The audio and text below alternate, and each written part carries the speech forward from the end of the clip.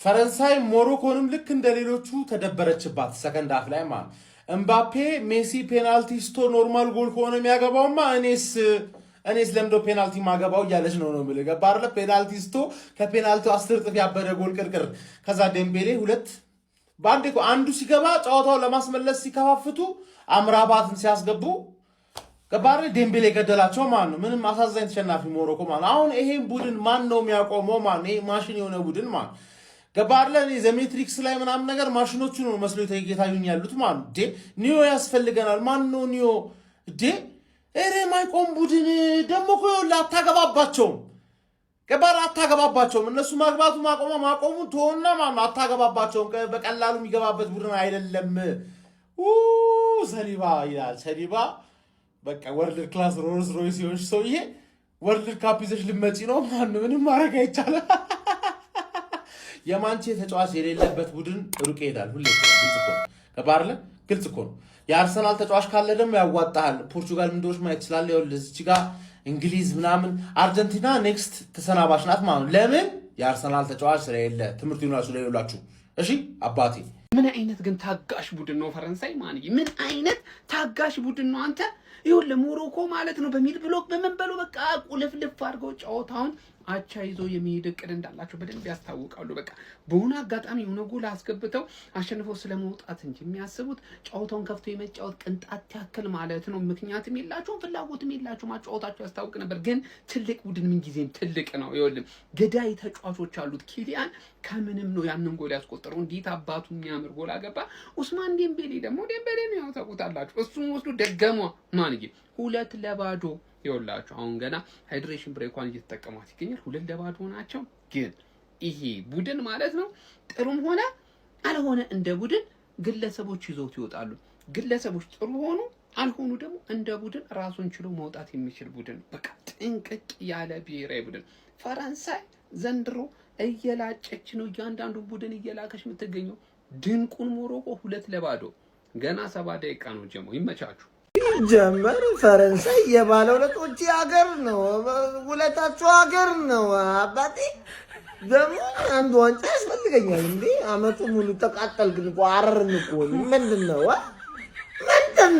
እንዴ አንድ ዋንጫ ማከቴታ ለክፉም ለደጉም እንዴ በዛ ላይ ደግሞ ፈረንሳይ ካልበላች እኔ ጣሩ ጊም ጠቋይ ሸንታብኛለች ማለት ነው ግን በቃ ይደገፉ እንዴ ፈረንሳዮች ይደገፉ አባቴ ምባፔ ታዩ ሮናልዶ የሚሸት ነገር አለው አንቀሻሽናቴ በቃ ይደገፋሉ አቦ የትም ተወለደ ፈረንሳይን ደግፍ ነው አባቴ በቃ ዋንጫ ፈረንሳይ ነው ማንንም አንሰማም አባቴ ማንንም ጀነራሉ ተቆጥቷል ያራዳ ልጆች ማለት ነው ሜሲ ያደረገውን ካላደረኩ እኔ ምን ሆንኩ እያሉ ነው ሜሲ ፔናልቲ ስቷል ሲባል ዛሬ እንግዲህ ያሲን ቦኖ ባስገራሚ ሁኔታ ተቆጣጥሮበታል ማለት ነው የሚባፔን ፔናልቲ ነገር ግን እጅግ በጣም አስገራሚ ቆንጂዬ ጎል አስቆጥሯል ማለት ነው እንደዚሁም ደግሞ ሁለተኛ ባሎን ዶሩን እየጠረገ የሚገኘው ማለት ነው ዴምቤሌ እሱም እንደዚሁ ቆንጆ ጎል አስቆጥሮ ሞሮኮ ተጋድላም ቢሆን 2-0 ተሸንፋለች ማለት ነው ያራዳ ልጆች አሁን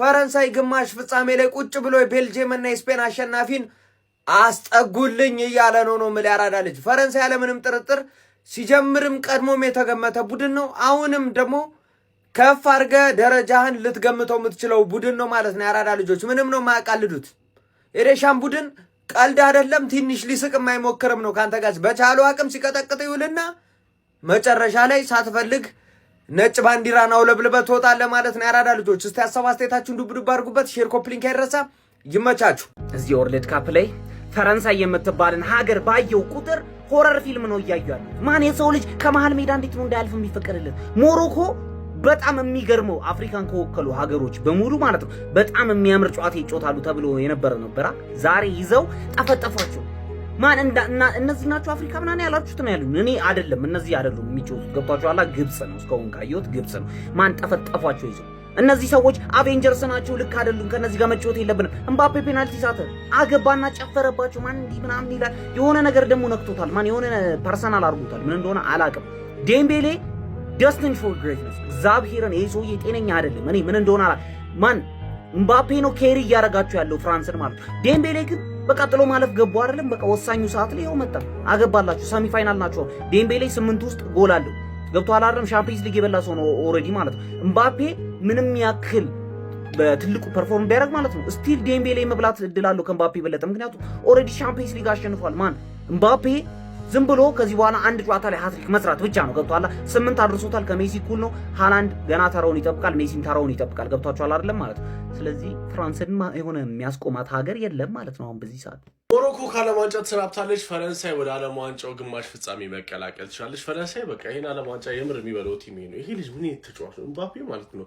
ሂዝ ጌቲንግ የሮናልዶ እና የሜሲ ትሪትመንት ኳስ ሲይዝ 4-5 ተጫዋቾች ነው በቃ ተጠራርተው የሚመጡት። ከዛ ደግሞ ኦሊሲ ግላይድ ነው የሚያደርገው ልጁ በጣም ነው የሚችሉት። በቃ ፈረንሳይ የሆነ ሰዓት ኖርማል እየተጫወቱ ነው፣ የሆነ ሰዓት ቴምፖ እየተጫወቱ ይቀይሩታል። እንደዛ ነው ሲጫወቱ የነበሩት። ብቻ የሚገርም ጨዋታ ነው። ሞሮኮ 2-0 ተሸንፋለች በፈረንሳይ። እምባፔ ፔናልቲ ስቶ ነበር ፈርስት ሃፍ። ከዛ ግን ሰከንድ ሃፍ ላይ የሚገርም ከሊያ ገባ። ከዛ ዴምቤሌ ሁለተኛውን ጎል አገባ። የዴምቤሌ ጎል ራሱ የእምባፔ ስራ ራን ሲያደርግ ተጫዋቹ እምባፔን ትራክ ሲያደርግ ነው ስፔስ የከፈተለት። ከዛ ዴምቤሌ ያገባ። ብቻ ዓለም ዋንጫው ወደ መገባደዱ እየደረሰ ነው። ሰሚ ፋይናል ላይ ፈረንሳይ ወይ ከስፔን ወይ ከቤልጂየም አሸናፊ ጋር የሚገናኝ ይሆናል። ኤምባፔ እባክህ ፍራንስ እባክሽ በናትሽ በቃ ከጉድ አውጭ። ደግሞ ዲዛይሯ ተቀይራለች። ጀማው ወደ ቤት አድገናል። ጊዜ ቂጣ ነው ይገለባበጣል። ማነረ ፍራንስ ታስፈራለች። ምንድን ያስመለከተችን በዚህ ዓለም ዋንጫ ጠንካራ ከነበሩት ናሽናል ቲሞችና ከአፍሪካ ብቸኛ የቀረችው ናሽናል ቲምን ሞሮኮን 2-0 በማሸነፍ በማሰናበት ወደ ሴሚ ፋይናሉ ማለትም ግማሽ ፍጻሜ መቀላቀል ችሏል። ምን አይነት ፐርፎርማንስ ነበር የተመለከት ነው? የመጀመሪያው አጋማሽ ላይ የያሲን ቦኖ ፐርፎርማንስ ታክሎበት ነው እንጂ ሞሮኮ 1-2 ጎሎችን ቀምሳ መውጣት ነበረባት ማለት ነው። ግን እሱ በጣም ድንቅ ነበረ። ፔናልቲ ምባፔ ላይ አድኖበት ነበር 28ኛው ደቂቃ ላይ። እንዲሁም ደግሞ የሚገራርሙ ኦን ታርጌት ሹቶችን ነበር ያዳነው። ሞሮኮ በጣም ወደ ኋላ ፍግፍጋ ነበር ስትከላከል የነበረው። ካውንተር አታኩ እንኳን ለማድረግ ስትሞክር አልተመለከተናትም ነበረ።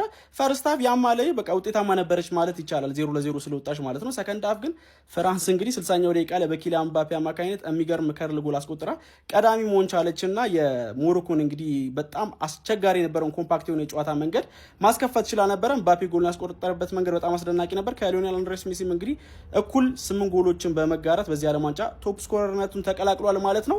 እንዲሁም ደግሞ 66ኛው ደቂቃ ላይ ኦስማን ዴምቤሌም ተጨማሪ ጎል አክሎበት ጨዋታውን 2-0 ፍራንስ ማሸነፍ ችላለች። ፍራንስ በግማሽ ፍጻሜው የቤልጂየምን እንዲሁም ደግሞ የስፔንን አሸናፊ የምትገጥም ይሆናል ማለት ነው። ይሄ ናሽናል ቲም ግን በጣም ያስፈራል ማለት ነው። ምባፔ በዚህ ጨዋታ ላይ በጉዳት ምክንያት ወጥቶ ነበረ። ጉዳቱ ከበድ የሚል ከሆነ ለፈረንሳይ በጣም አሳሳቢ ይመስለኛል። ምክንያቱም በ10 ቀናት ልዩነቶች ውስጥ ነው ፍጻሜ ጨዋታ ላይ የሚደረሰው ማለት ነው። ስለዚህ በጣም አሳሳቢ ይመስለኛል የምባፔ ጉዳት ከበድ የሚል ከሆነ። ኤኒዌይ ግን ሞሮኮ በጣም አስደናቂ ጉዞ ነበራት። ቀሪም ብቸኛ የአፍሪካ ተወካይ ቡድን ነበረች በዚህ ዓለም ዋንጫ። በፍራንስ ግን ተሰናብታለች ማለት ነው። ስለዚህ ጨዋታ ምን ትላላችሁ? ሀሳባችሁን አጋሩኝ። የፕላስ ምልክቱ መጫ እንዳትረሱ። ይሄን ዓለም ዋንጫ 2022 ላይ አላየንም እንዴ? ምን ድጋሚ ምንድን ነው እንዴ? ከ7 ሰዓት ይሄ ሁለት ድጋሚ ይሁት 2022 በቃ ፈረንሳይ ማን የፋይናል መታለች። ምንም ባረጋጭ ይሄ ምን ቢቆም ነገር አይደል? በምንም አይቆም። እሱ ጀለስ 8 ጎል አረ ምን ይሻላል? አረ ምን ይሻላል? ፋይናል ደርሰዋል። እንግዲህ በቃ እኛንን ምናልባት ልናስቆማቸው ምንችለው እነዚህ ሰዎች እንደዛ ነው ማሰብ እንጂ ከዛ ውጭ የሚቆም ነገር አይደለም። ግን ድጋሚ ለማየት እንጫወታ ምናምን አሪፍ ጨዋታ ነው ብለን ብንጠብቃቸው ገደሉና። በስመ አብ ሞሮኮ ወይ ተጫወቱ። ካሁን በኋላ ለነገሩ ወደ ሀገራችሁ ስትሄዱ እዛው አውሮፕላን ውስጥ በቀልድ ምናምን እየሳቃችሁ እየተጫወታችሁ ወደ ሀገራችሁ በቃ የምንፈልገው ነገር ለነገሩ አንዴ ተሳክቷል። ፈረንሳይ አልፏል። ፈረንሳይ ግን በባሌም በቦሌም አጃጃልከውም አላጃጃልከውም፣ ጥሩ ተጫወተም አልተጫወተም፣ ጥሩ ተጫወትክበትም አልተጫወትክበትም ከማለፍ ከማግባት ወደኋላ አይልም። ምባፔ ፔናልቲ ሳተ፣ ከዛ ጸዴ ጎል ጣል። አሁን ፋይናል ላይ እንድናየ እንፈልጋለን።